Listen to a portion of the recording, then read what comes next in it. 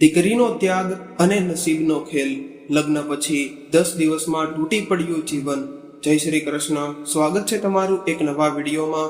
આગળ વધતા પહેલા તમને એક વિનંતી છે કે ચેનલને સબસ્ક્રાઇબ કરીને આ વિડીયોને લાઈક કરી દેજો તથા તમારા મિત્રો સાથે શેર પણ કરજો અને કોમેન્ટ બોક્સમાં જય શ્રી કૃષ્ણ, હર હર મહાદેવ જરૂરથી લખી દેજો.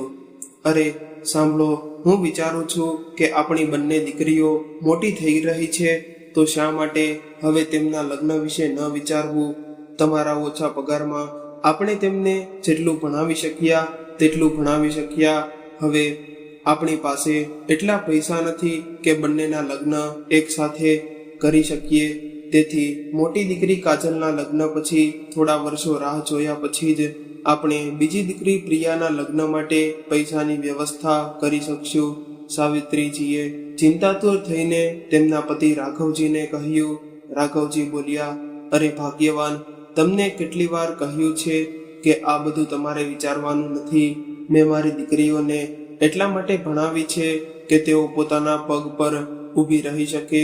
હું તેમને આગળ વધવાની પૂરી તક આપીશ, કારણ કે લગ્ન પછી એટલી જવાબદારીઓ આવી જાય છે કે છોકરી પોતાના વિશે વિચારી પણ નથી શકતી. જુઓ જી, તમારી વાત બિલકુલ સાચી છે, પરંતુ નોકરી તો તે પોતાના ઘરના લોકોની સંમતિથી પણ કરી લેશે, અને જો લગ્નની ઉંમર નીકળી ગઈ તો સારો છોકરો મળવો મુશ્કેલ થઈ જશે. એટલા માટે મારી વાત પર વિચાર કરો, અને જો ઠીક લાગે તો મારી એક સહેલી મમતા છે, તેમના ભાઈનો દીકરો ખૂબ જ સારા પરિવારનો છે. છોકરો શું કરે છે? થોડું વિચારતા રાઘવજીએ પૂછ્યું. સાવિત્રીજી બોલી, છોકરો એન્જિનિયર છે, ખૂબ પૈસા કમાય છે. મને તો સારું લાગ્યું. તમારી ખબર નથી. હા સાવિત્રી, તારી વાત સાથે હું પણ થોડો સહમત છું, પરંતુ મારી દીકરીઓના જીવનનો આટલો મોટો નિર્ણય હું તેમની મરજી વગર ન લઈ શકું. જો તમે સહમત હો તો ઠીક છે, આપણે સાંજે જ તેમની સાથે વાત કરી લઈશું, રાઘવજીએ કહ્યું. તો સાવિત્રીજીએ પણ ખુશી વ્યક્ત કરી અને રસોડામાં ચાલી ગયા. ત્યાં અચાનક રાઘવજી આંખો બંધ કરીને જૂની યાદોમાં ખોવાઈ ગયા. 20 વર્ષ પહેલા જ્યારે કાચીનો જન્મ થયો હતો, ત્યારે તેમની માતાજીને પૂરી આશા હતી કે સાવિત્રીજીને દીકરો જ થશે. તેઓ બધાને કહેતા ફરતા હતા કે મારી સાસુને પહેલો દીકરો થયો, મને પણ દીકરો થયો, અને હવે જોજો મારી વહુને પણ પહેલો દીકરો જ થશે. પરંતુ ભગવાનની મરજી આગળ કોનું ચાલે છે? જ્યારે કાજલનો જન્મ થયો ત્યારે માતાજી નિરાશ થઈ ગયા અને દબાયેલા અવાજે સાવિત્રીજીને કોસવાનું શરૂ પણ કરી દીધું. એક દિવસ પડોશમાં દાદીને બોલાવ્યા. અરે તાઈજી, ભૂલ તો આપણી હતી. આપણે એ પણ તો જોવું હતું કે આ પણ પોતાની માની પહેલી દીકરી છે. બસ એટલે જ એને પણ પહેલી દીકરી થઈ ગઈ. સાવિત્રી તો બિચારી ચૂપ રહેતી, પરંતુ રાઘવજી એક દિવસ બોલી પડ્યા. અમ્મા, આ રાત દિવસ શું દીકરો દીકરો લગાવી રાખો છો? મારા માટે દીકરા અને દીકરીમાં કોઈ ફરક નથી, અને જ્યારે મને તેમના પાલન પોષણમાં કોઈ તકલીફ નથી, તો પછી તમે પણ પરેશાન ન થાવ.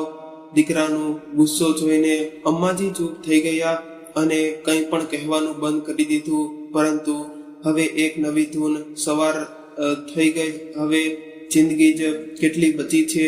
જો જીવતે જીવ ઘરનું ચિરાગ જોઈ લેતી તો સુકૂનથી મરતી. પણ અમ્મા, તમને થયું શું છે? રાઘવજી હસતા હસતા બોલ્યા.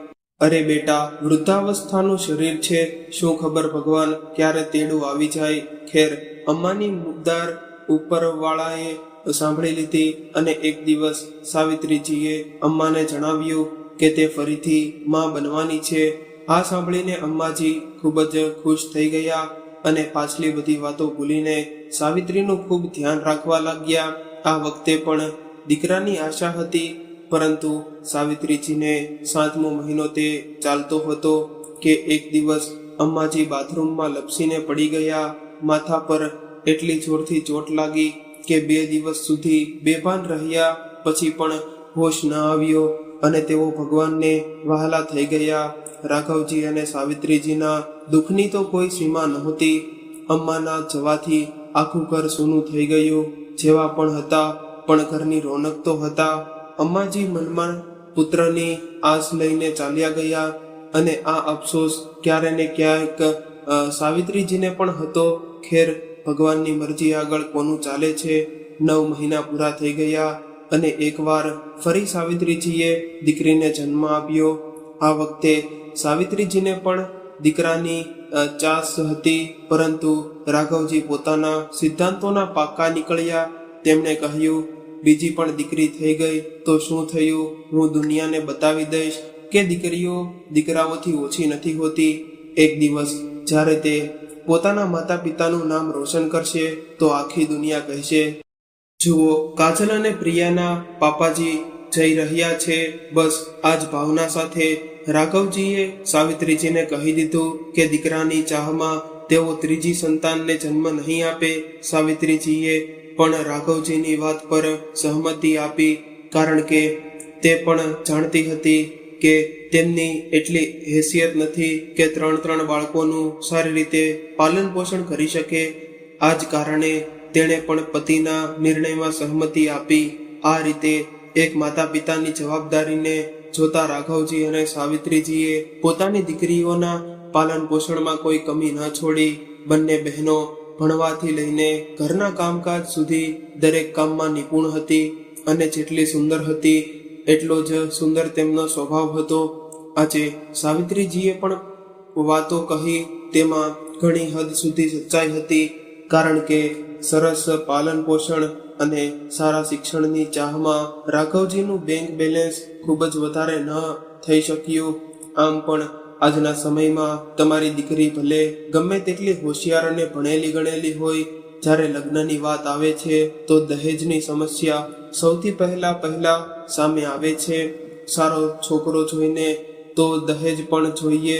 લાખ કોશિશ કરી લો, પણ પહેલી દીકરીના લગ્નમાં એટલો ખર્ચ થઈ જાય છે કે બીજીના લગ્ન કરતા પહેલા 10 વાર વિચારવું પડે છે. સાવિત્રીએ સાચું કહ્યું હતું કે આજથી કોશિશ કરીશું ત્યારે જ બંને દીકરીઓના લગ્ન યોગ્ય સમયે કરી શકશું.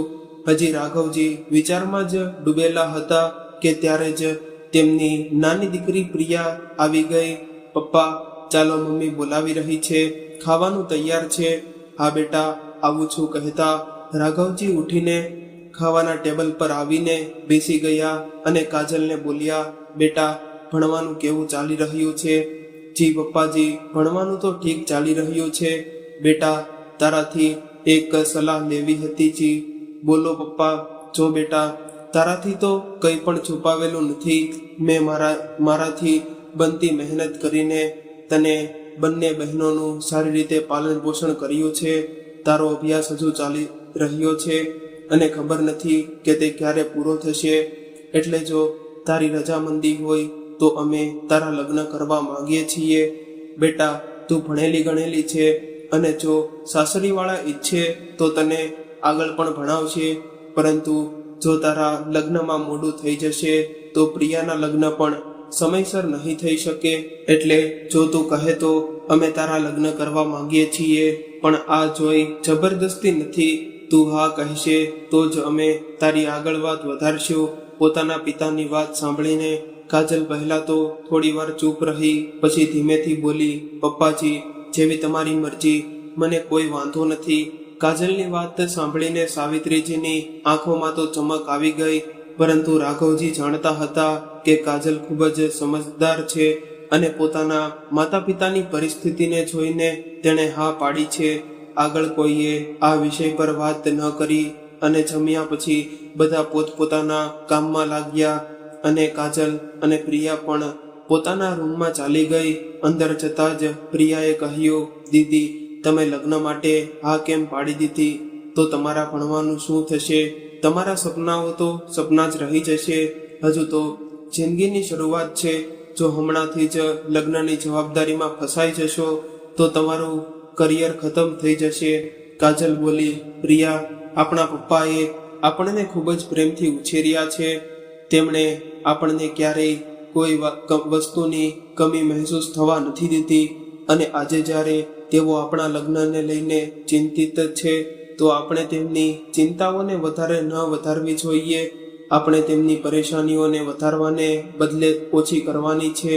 કાજલની વાત સાંભળીને પ્રિયાએ કહ્યું, સારું દીદી, અને તમારું નોકરી કરવાનું સપનું, તેનું શું થશે? નોકરી? અરે, તે તો હું ગમે ત્યારે કરી લઈશ. હું શિક્ષિત છું. મારો અભ્યાસ ક્યારેય વ્યર્થ નહીં જાય. અને હજુ તો ફક્ત હા કહી છે, હજુ તો સમય લાગશે. કાજલે ઉત્તર આપ્યો, તમારી વાત સાચી છે દીદી, પણ જો તમારા સાસરીવાળાઓને તમારું ભણવું પસંદ ન આવ્યું તો પછી શું કરશો? પ્રિયાએ સવાલ કર્યો. કાજલ બોલી, જો પ્રિયા, આ બધું લગ્ન પછીની પરિસ્થિતિઓ પર નિર્ભર કરશે. જો મારા સાસરામાં બધું ઠીક રહ્યું અને તેમને મારું આગળ ભણવાનું પસંદ ન આવ્યું તો હું ભણીશ નહીં. મારા વિચારથી જીવનમાં સુખ શાંતિ સૌથી જરૂરી છે. જો મારી નોકરી અને પૈસા હોવાથી ઘર પરિવારમાં ઝઘડો થાય છે તો આવી નોકરીનો શું ફાયદો? એટલે તમે સમાધાન કરી લેશો? પ્રિયાએ ફરી પૂછ્યું. નહીં પ્રિયા, સૌની ખુશીમાં જ ખુશ રહેવું એ મારા જીવનનો નિયમ છે. કાજલે સહજતાથી ઉત્તર આપ્યો. તો પ્રિયા હસતા હસતા બોલી, ઠીક છે દીદી, તો ચાલો બંધ કરો આ પુસ્તકો અને લગ્નના સપના જોવાનું શરૂ કરો. અહીંયા કાજલની સહમતિ પછી સાવિત્રીજીની ખુશીનું કોઈ ઠેકાણું નહોતું. કેટલાય સપના તેમની આંખો સામે નાચવા લાગ્યા. બીજા દિવસે જલ્દી તેમણે બધા કામ પતાવ્યા અને પોતાની સહેલી મમતાને ફોન લગાવ્યો. હેલો મમતા, હું સાવિત્રી બોલી રહી છું. અરે હા સાવિત્રી, તું કેવી છે? હું ઠીક છું. મમતા સાંભળ, આપણી કાજલે લગ્ન માટે હા પાડી દીધી છે. તે દિવસે તું તારા ભાઈના દીકરાની વાત કરી રહી હતી ને, તે આપણી કાજલ માટે કેવો રહેશે? અરે સાવિત્રી, તે તો અમારા દિલની વાત કરી દીધી. પ્રશાંત ખૂબ જ સારો છોકરો છે, ઘર પરિવાર પણ ખૂબ જ સારું છે, 2 નાની બહેનો છે, અને પછી મારા ભાઈજી પાસે એટલી જમીન જાયદાદ છે કે તેમને દીકરીઓના લગ્નની પણ કોઈ ચિંતા નથી. પણ મમતા, આપણી પાસે બહુ પૈસા નથી. તું તો જાણે છે, કાજલના પપ્પાની એટલી સારી કમાણી નથી રહી. બાળકોને સારી રીતે ભણાવી દીધા. બસ થોડું ઘણું જે જમા કર્યું હતું તેમાં જ બંને દીકરીઓના લગ્ન પણ કરવાના છે. હા સાવિત્રી, મને બધું ખબર છે. એક વાત તો નીકળવા દે, પછી જોઈએ છીએ. બાકી મારા ભાઈ ભાભી પાસે એટલા પૈસા છે કે તેમને બસ એક સારી વહુ જોઈએ છે. મમતાએ કહ્યું. આ સાંભળીને સાવિત્રીજી ખુશ થઈ ગયા અને બોલ્યા, તો ઠીક છે, આજે જ વાત કરજે અને પછી જેવું પણ હોય મને જણાવજે. મારી ખૂબ ઈચ્છા છે કે કાજલના લગ્ન પ્રશાંત સાથે થઈ જાય. હા સાવિત્રી, હું પૂરી કોશિશ કરીશ. અને પછી જોડીએ તો ઉપરવાળો બનાવે છે. જો કાજલના નસીબમાં પ્રશાંત હશે તો આ લગ્ન જરૂર થશે. તું નિશ્ચિત રહે. ઠીક છે, હું તારા ફોનની રાહ જોઈશ. તે કહીને સાવિત્રીજીએ ફોન મૂકી દીધો અને મનોમન હાથ જોડીને ભગવાનને પ્રાર્થના કરવા લાગ્યા. હે મારા ભોલેનાથ, મારી પ્રાર્થના સાંભળી લેજો.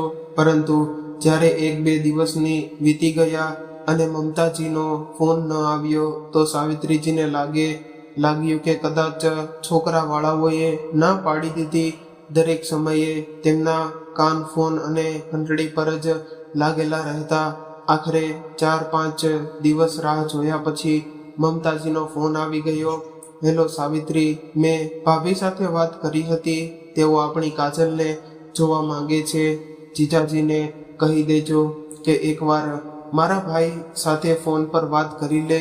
અરે વાહ મમતા, આ તો ખૂબ જ સારી વાત છે. એક કામ કરજે, જ્યારે તે લોકો કાજલને જોવા આવે તો તું પણ સાથે આવી જજે. જો તું સાથે રહીશ તો અમને પણ થોડી હિંમત મળશે. સાવિત્રીજી બોલ્યા. હા ઠીક છે સાવિત્રી, હું પણ ભાઈ ભાભી સાથે આવી જઈશ અને કાજલના લગ્ન પ્રશાંત સાથે થઈ જાય એનાથી વધારે ખુશીની વાત મારા માટે શું હોઈ શકે. પણ હા, તું જીજાજીને કહી દેજે કે તેઓ જલ્દીથી વાત કરીને કાજલને જોવા દેખાડવાની તારીખ નક્કી કરી લે. ઠીક છે, આજે જ તેમને બોલું છું, કહીને સાવિત્રીજીએ ફોન મૂકી દીધો. બીજા જ દિવસે રાઘવજીએ મમતાના ભાઈ મહેશજી સાથે વાત કરી અને 2 દિવસ પછી કાજલને જોવા આવવાની વાત નક્કી થઈ ગઈ. સારી વાત એ હતી કે 2 દિવસ પછી પ્રશાંત પણ રજા પર આવી રહ્યો હતો. મહેશજી ઈચ્છતા હતા કે આ રજાઓમાં પ્રશાંત પણ કાજલને જોઈ લે અને જો તેમને કાજલ પસંદ આવી ગઈ તો લગ્ન પણ જલ્દી કરાવી દેશે. ખેર 2 દિવસ પછી રાઘવજીના ઘરમાં જોરશોરથી તૈયારીઓ ચાલી રહી હતી. સાવિત્રીજીએ કહ્યું, અરે કાજલ, તું હજુ સુધી તૈયાર નથી થઈ. જા સવારથી કામમાં લાગી છે. તેઓ આવતા જશે. અને મમ્મીજી, હું જેવી છું તેવી જ ઠીક છું. તેમને હું આ જ રૂપમાં પસંદ આવવી જોઈએ. કાજલે જવાબ આપ્યો. પ્રિયા પણ બોલી, હા મમ્મી, દીદી ઠીક કહી રહી છે. અને પછી આપણને પણ છોકરો પસંદ આવવો જોઈએ ને. ચાલો વાતો ન બનાવો અને બંને જઈને તૈયાર થઈ જાઓ. તમારા પપ્પાને મીઠાઈ અને સમોસા લેવા મોકલ્યા હતા. તેઓ પણ લાગે છે હલવાઈની દુકાન પર જાતે જ સમોસા બનાવવા બેસી ગયા. સાવિત્રીજીની વાત સાંભળીને બંને બહેનો ખડખડાટ હસવા લાગી અને પછી બોલી, મમ્મી, અમે તૈયાર થવા જઈએ છીએ. પપ્પા પણ આવતા જશે. ત્યારે જ દરવાજાની ઘંટડી વાગી. જુઓ પ્રિયા, કોણ આવ્યું છે? લાગે છે તારા પપ્પા આવી ગયા છે. દરવાજો ખોલી દે અને કાજલ, તું જલ્દી કર, કહેતા સાવિત્રીજીએ કાજલને અંદર તૈયાર થવા માટે મોકલી દીધી. આ બાજુ પ્રિયાએ જઈને દરવાજો ખોલ્યો તો હેરાન રહી ગઈ, કારણ કે સામે મમતા અને તેમની સાથે છોકરાવાળા ઊભા હતા. નમસ્તે આંટીજી, આવો આવો, અંદર આવો, પ્રિયાએ કહ્યું તો બધા લોકો તેની પાછળ અંદર આવી ગયા.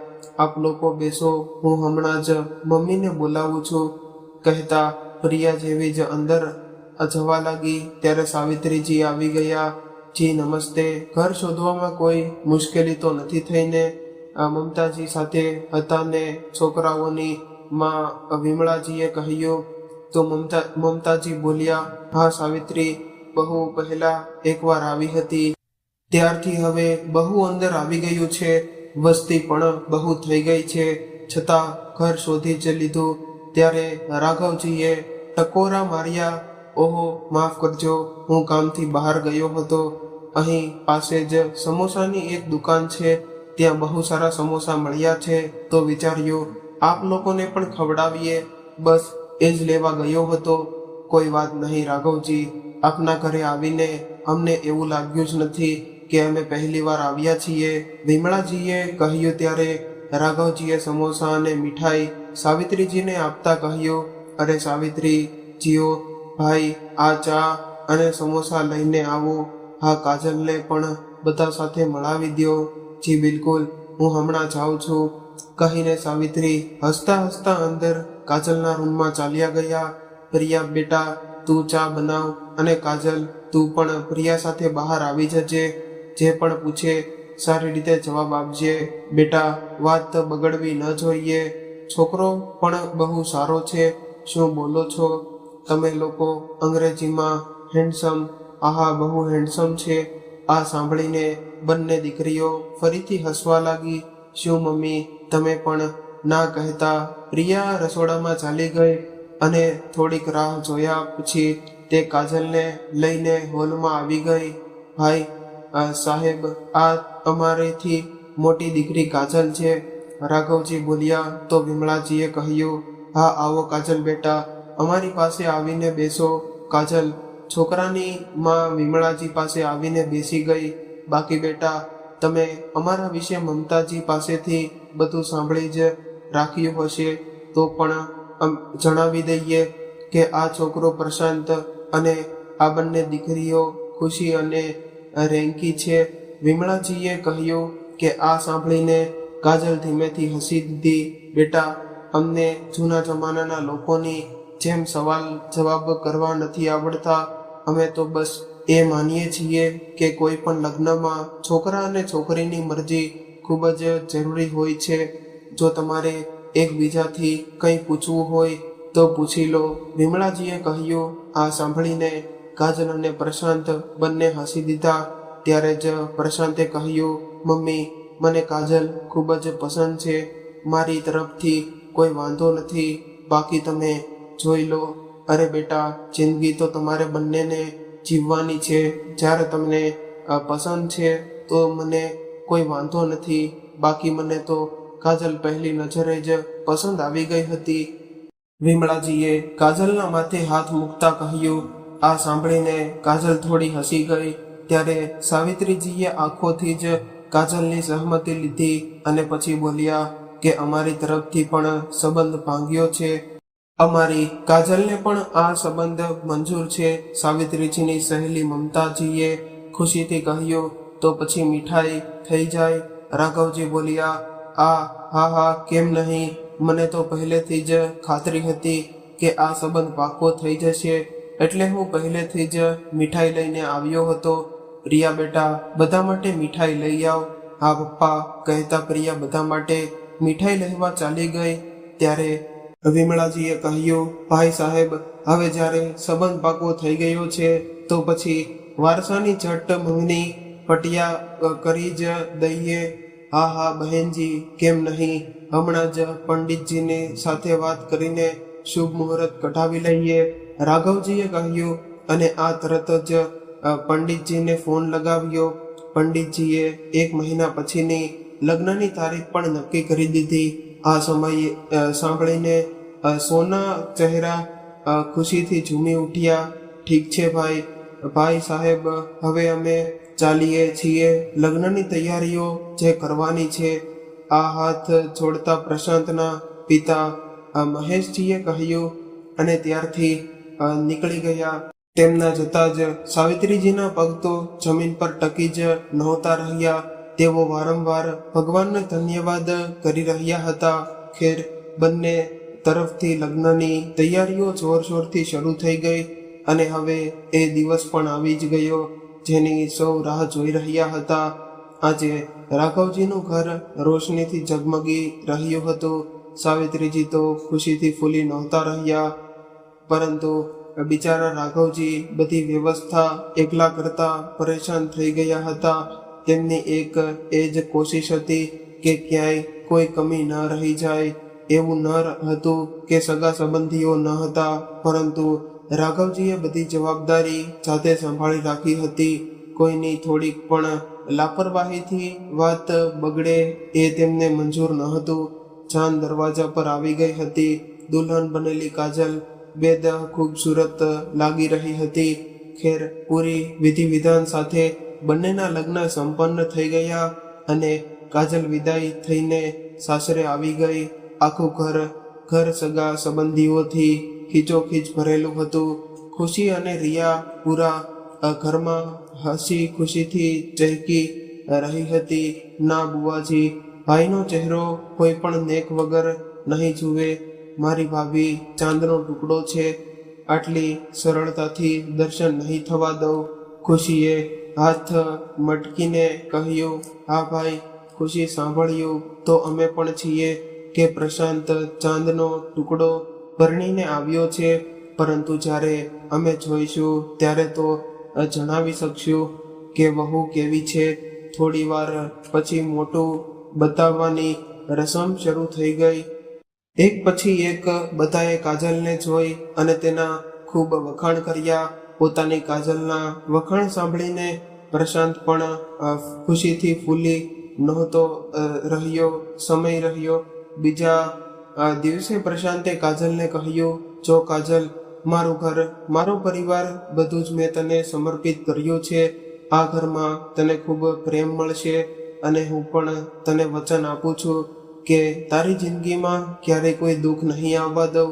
પરંતુ કાજલ, તારે પણ મારા ઘર પ્રત્યેની પોતાની જવાબદારીઓને પૂરી કરવામાં મારો પૂરો સાથ આપવો પડશે.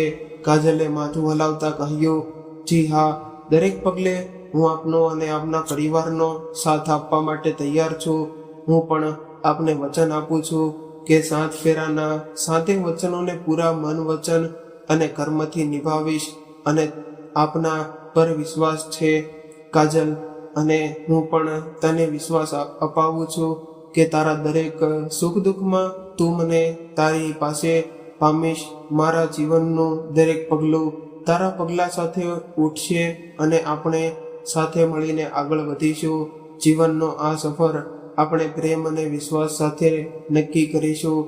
પ્રશાંતે કહ્યું તો બંને વાતો કરી રહ્યા હતા કે ત્યારે જ બહારથી વિમળાજીનો અવાજ આવ્યો.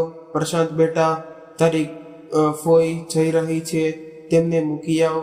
હા માં, હમણાં જ આવ્યો, કહેતા પ્રશાંત બહાર ચાલ્યો ગયો. કાજલ અને પ્રશાંતને ખબર પણ ન પડી કે લગ્નના 10 દિવસ કેવી રીતે વીતી ગયા. આ 10 દિવસોમાં કાજલને પોતાના સાસરિયા વાળાઓનું દિલ જીતવામાં કોઈ કસર ન છોડી અને દરેકની જીભ પણ માત્ર કાજલનું જ નામ હતું. કાજલ પણ આટલું સારું સાસરિયું પામીને પોતાને ખૂબ જ ભાગ્યશાળી સમજી રહી હતી. કેટલાય દિવસો પછી પ્રશાંત કાજલને જલ્દી પાછા આવવાનું વચન આપીને પોતાની ફરજ પર પાછો ફર્યો.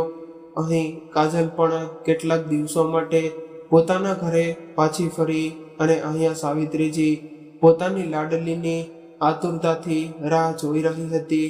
પ્રિયા પોતાની પુસ્તકોમાં વ્યસ્ત હતી, પરંતુ તે પણ કાજલની રાહ જોઈ રહી હતી. ત્યારે જ દરવાજાની ઘંટડી વાગી. અરે પ્રિયા, લાગે છે કાજલ આવી ગઈ. આ સાંભળતા જ પ્રિયા દોડીને દરવાજો ખોલવા લાગી.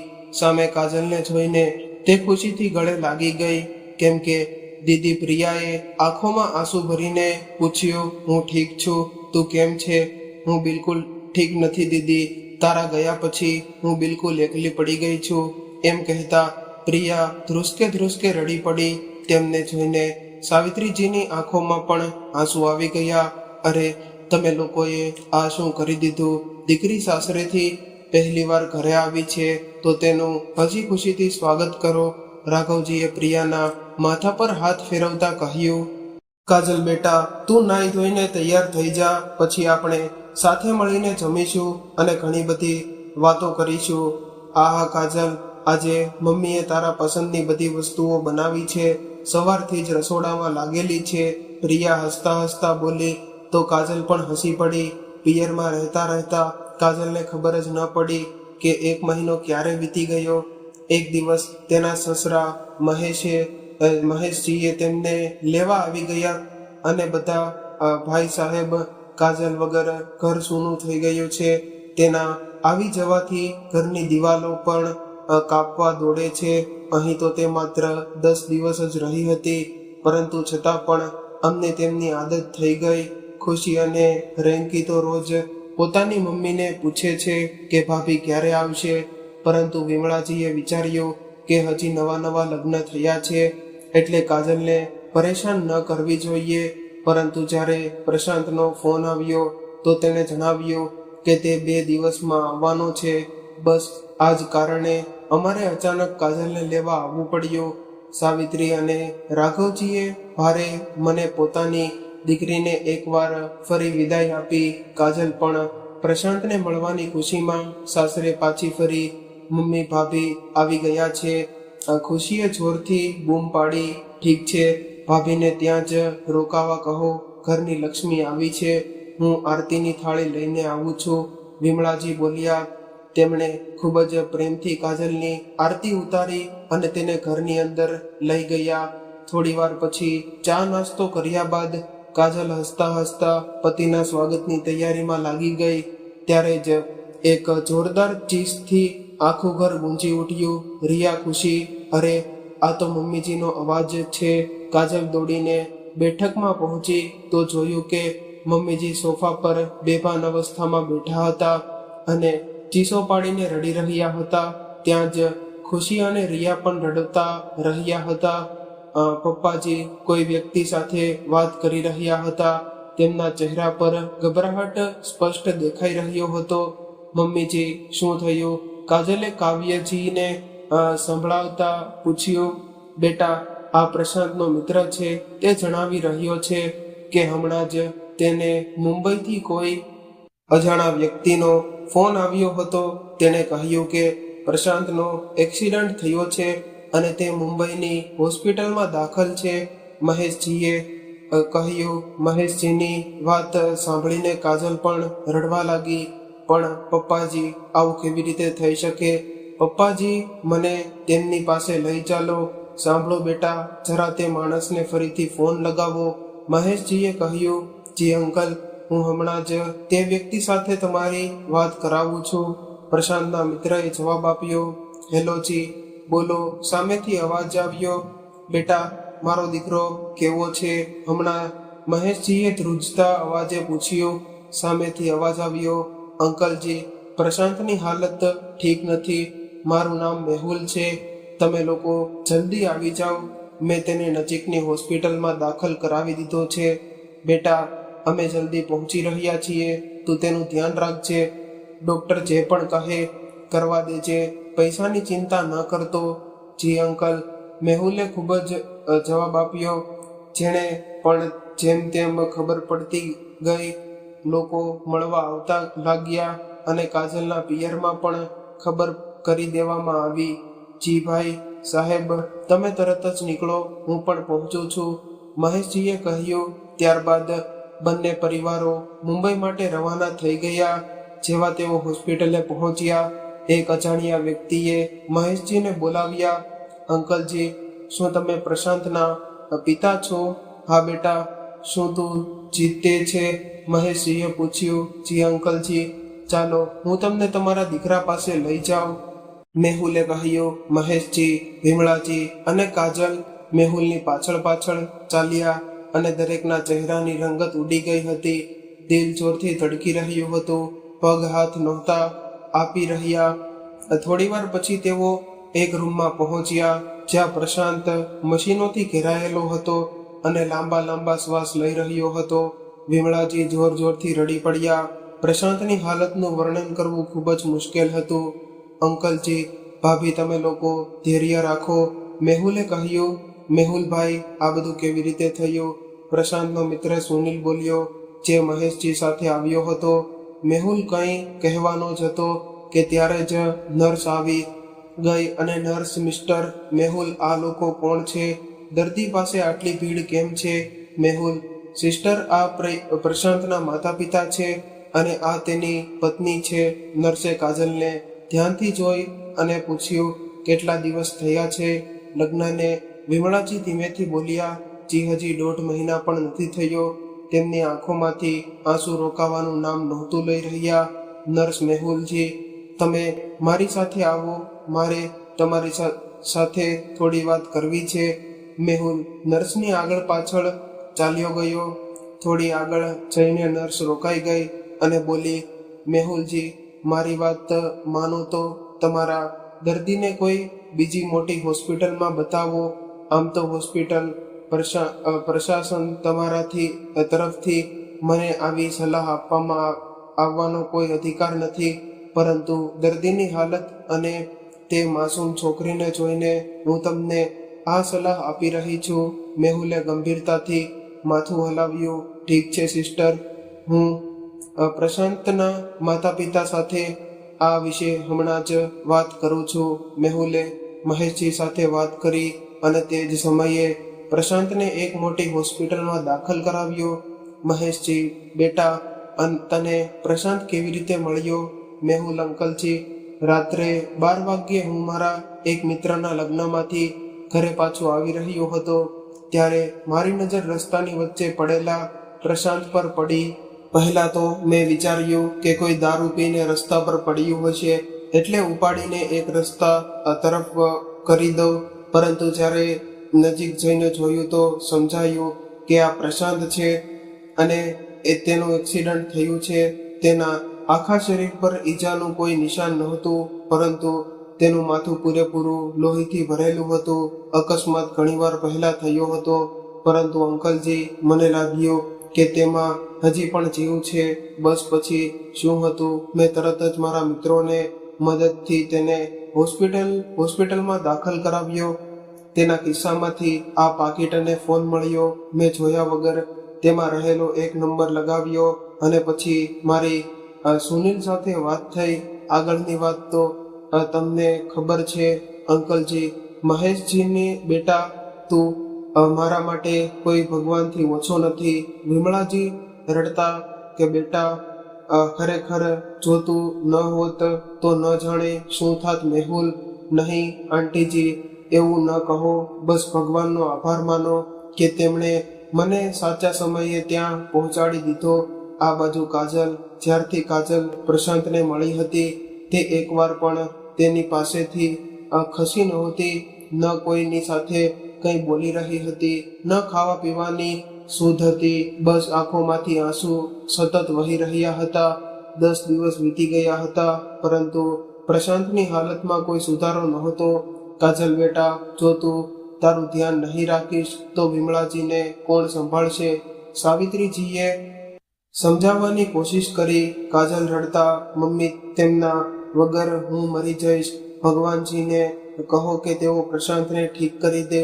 કાજલ સતત રડી રહી હતી.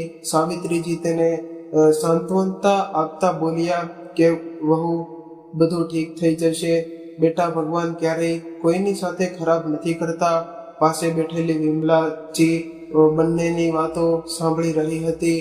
તે પણ બોલી પડી, સાવિત્રીજી, તમે જ કહો, તમારા ભગવાનજીએ મારા દીકરા સાથે આવું કેમ વિચાર્યું હતું? લગ્ન થશે તો ઘર હસી ખુશીથી ગુંજી ઉઠશે, પરંતુ અહીં તો બધું ઉલટું થઈ ગયું. દીકરાના લગ્ન થતાં જ ઘરમાં માતમ છવાઈ ગયો.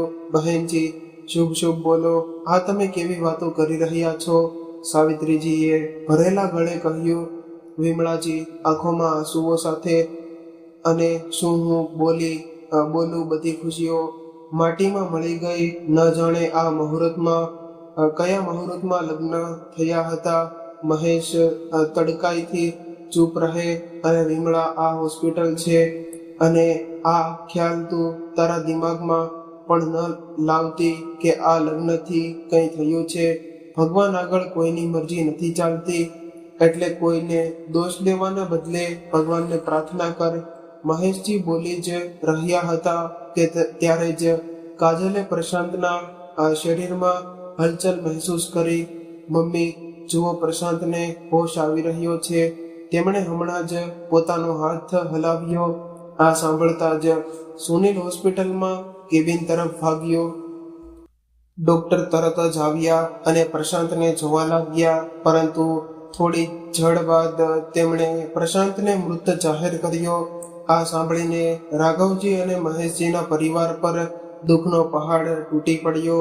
કોઈ દીકરાએ ગુમાવેલી રડી રહ્યું હતું, તો કોઈ ભાઈને, કોઈને જમાઈ ગુમાવ્યો હતો, તો કોઈએ પોતાનો સુહાગ. આખું પરિવાર ગમમાં ડૂબી ગયું. આવામાં એકવાર ફરી મેહુલ અને તેના પરિવારે સૌને સંભાળ્યા. છાતી પર પથ્થર રાખીને પ્રશાંતના અંતિમ સંસ્કાર કરી દેવામાં આવ્યા. પ્રશાંત ચાલ્યો ગયો, જીવનભરનો ગમ આપીને. કાજલ રડતી રહી, ચીસો પાડતી રહી, પણ ભગવાન આગળ કોઈનું ન ચાલે. પ્રશાંતને ગયા 15 દિવસ થઈ ગયા હતા. પરિસ્થિતિ બદલવા લાગી. એક દિવસ સાવિત્રીજીએ ધ્યાન દીધું કે હવે વિમળાજી કાજલ અને સાવિત્રી સાથે પહેલાથી જેમ વાત નથી કરતા. શરૂઆતમાં સાવિત્રીજીએ લાગ્યું કે કદાચ તે દીકરીના ગમમાં ખામોશ થઈ ગયા હશે, પણ ધીમે ધીમે તેમની વાતોમાં કાજલ માટે ટોણાનો વરસાદ આવવા લાગ્યો. ખુશી અને રિયા પણ દરેક સમયે કાજલને ધિક્કારની નજરે જોવા લાગી. એક દિવસ સાવિત્રીજીએ રાઘવજીને કહ્યું, સાંભળોજી, મને લાગે છે કે હવે આપણે જવું જોઈએ. આખરે કેટલા દિવસ અહીં રહીશું? રાઘવજી: હા સાવિત્રી, તારી વાત સાચી છે, પણ કાજલને આ હાલતમાં છોડીને જવાની હિંમત નથી થઈ રહી. સાવિત્રીજી, તમારી વાત સાચી છે જી, પણ એક વાત. રાઘવજી: શું વાત છે? સાવિત્રીજી: તમારી વાત સાચી છે જી, પણ એક વાત. રાઘવજીએ થોડું રોકાઈને કહ્યું, હવે પરિસ્થિતિ પહેલા જેવી નથી રહી. કાજલ અહીં ખુશ નથી. તેની આંખોમાં જે દર્દ છે એ હું સહન કરી શકતો નથી. જો આપણે તેને અહીં છોડીને જઈશું તો તે એકલી પડી જશે. સાવિત્રીજીની આંખોમાં ફરી આંસુ આવી ગયા. તો શું કરીએ? શું આપણે કાજલને સાથે લઈ જઈએ? રાઘવજી થોડું વિચાર્યા પછી બોલ્યા, આ નિર્ણય આપણે એકલા નહીં લઈએ. પહેલા કાજલ સાથે વાત કરીએ, જે તે ઈચ્છે એ જ કરીશું. એ બંને કાજલ પાસે ગયા. કાજલ ખિડકી પાસે ઊભી બહાર જોઈ રહી હતી, આંખો સૂજી ગયેલી, ચહેરા પર ઉદાસી છવાયેલી. કાજલ બેટા, સાવિત્રીજીએ ધીમેથી અવાજ આપ્યો. કાજલ વળીને બોલી, જી મમ્મી. રાઘવજી સીધા મુદ્દે આવ્યા. બેટા, અમે વિચારીએ છીએ કે તું અમારા સાથે ઘરે ચાલ, અહીં તું ખુશ નથી. કાજલ થોડું મૌન રહી, પછી ધીમે અવાજે બોલી, પપ્પાજી, આજ તો મારું ઘર છે હવે. રાઘવજી બોલ્યા, બેટા, ઘર ત્યાં હોય જ્યાં માન અને પ્રેમ મળે. જો અહીં તને અપમાન મળે છે તો આ ઘર નથી. સાંભળીને કાજલની આંખોમાંથી આંસુ વહેવા લાગ્યા. પપ્પા, હું ઘણો પ્રયત્ન કરી રહી છું, પણ હવે થાકી ગઈ છું.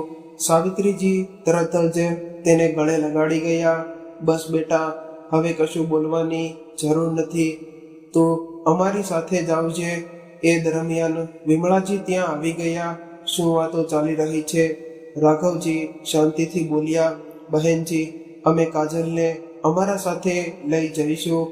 વિમળાજી થોડીક કડક અવાજમાં બોલ્યા, લઈ જશો? હવે તો આ અમારા ઘરની વહુ છે, જ્યાં સુધી આ ઘરમાં છે એને અહીં જ રહેવું પડશે. રાઘવજીનો સ્વર મજબૂત બન્યો, વહુ છે એટલે શું તેની લાગણીઓનું કોઈ મૂલ્ય નથી? અમે એને દુઃખમાં અહીં છોડી નથી શકતા.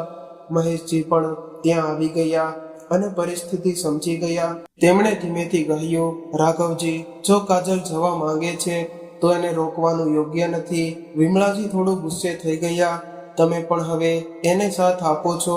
મહેશજી બોલ્યા, વિમળા, હવે પરિસ્થિતિ સમજ. દીકરો ગયો, પણ એ છોકરીનો શું દોષ? અને દોષ આપીને આપણે શું મેળવીશું? વિમળાજી ચૂપ થઈ ગયા. કાજલ ધીમેથી બોલી, મમ્મીજી, મેં હંમેશા આ ઘરને મારું માન્યું, પણ હવે હું થોડી વાર માટે પિયરમાં જવા માંગુ છું. થોડી ક્ષણ માટે શાંતિ છવાઈ ગઈ. પછી મહેશજીએ કહ્યું, જા બેટા, જ્યારે પણ મન થાય પાછી આવી જજે, આ ઘર તારું જ છે. આ સાંભળીને કાજલ રડી પડી. તે પોતાના માતા પિતાની સાથે ઘરે આવી ગઈ. સમય ધીમે ધીમે પસાર થવા લાગ્યો. શરૂઆતના દિવસો ખૂબ મુશ્કેલ હતા. કાજલ શાંત રહેતી, કોઈ સાથે વાત ન કરતી, પરંતુ પ્રિયા હંમેશા તેની સાથે રહેતી. એક દિવસ પ્રિયાએ કહ્યું, દીદી, તું ફરીથી ભણવાનું શરૂ કર. તું તો કહેતી હતી કે તારો અભ્યાસ ક્યારેય વ્યર્થ નહીં જાય. કાજલ પહેલા તો ચૂપ રહી, પછી ધીમેથી બોલી, શું હું ફરીથી શરૂઆત કરી શકું? રાઘવજી બોલ્યા, શા માટે નહીં? જીવન અહીં પૂરું નથી થતું બેટા, આ તો નવી શરૂઆત છે. સાવિત્રીજીએ પણ હિંમત આપી, હા બેટા, તું ફરીથી ઊભી થા અને તારા સાથે છીએ. આ શબ્દો એ કાજલને નવી શક્તિ આપી. તે ફરીથી અભ્યાસમાં લાગી ગઈ. થોડા સમયમાં તેણે એક સારી નોકરી મેળવી લીધી. હવે તે આત્મનિર્ભર બની ગઈ. એક દિવસ કાજલ ઓફિસમાંથી ઘરે આવી રહી હતી, ત્યારે તે આકાશ તરફ જોઈને ધીમેથી બોલી, પ્રશાંત, મેં તને આપેલું વચન નિભાવ્યું છે. હું આગળ વધી રહી છું. તેના ચહેરા પર હળવી સ્મિત આવી. સમયે બધું બદલાવી દીધું. દુઃખ ધીમે ધીમે સ્મૃતિમાં બદલાઈ ગયું અને કાજલ ફરીથી જીવન જીવવા શીખી ગઈ. જીવનમાં દુઃખ આવે છે તો પણ અટકીને જવું નહીં. દરેક અંત પછી એક નવી શરૂઆત છુપાયેલી હોય છે. હિંમત અને આત્મવિશ્વાસ સાથે આગળ વધનાર જ સાચા અર્થમાં જીવન જીવી શકે છે. મિત્રો, જીવન ક્યારેય એક સરખું નથી રહેતું. ક્યારેક ખુશીઓના ફૂલ ખીલે છે તો ક્યારેક દુઃખના કાંટા દિલને ચીરી નાખે છે. પણ સાચો માણસ એ નથી જે ક્યારેય પડતો નથી. સાચો માણસ એ છે જે દરેક વખત પડ્યા પછી ફરી ઊભો થાય છે. કાજલની આ કહાની આપણને શીખવે છે કે નસીબ ભલે આપણું બધું છીનવી લે, પણ જો હિંમત જીવંત હોય તો આપણે ફરીથી નવી શરૂઆત કરી શકીએ છીએ. તો મિત્રો, ક્યારેય હાર માનશો નહીં, કારણ કે દરેક અંધકાર પછી પ્રકાશ જરૂર આવે છે. આ સાથે આપણી કહાની અહીંયા પૂર્ણ થાય છે. જો તમને પસંદ આવી હોય તો તો કોમેન્ટ બોક્સમાં હર હર મહાદેવ, જય શ્રી કૃષ્ણ લખી દેજો તથા ચેનલને સબસ્ક્રાઇબ કરવાનું ભૂલશો નહીં. ફરી મળીશું એક નવી કહાની સાથે. ત્યાં સુધી સૌને મારા જય શ્રી કૃષ્ણ.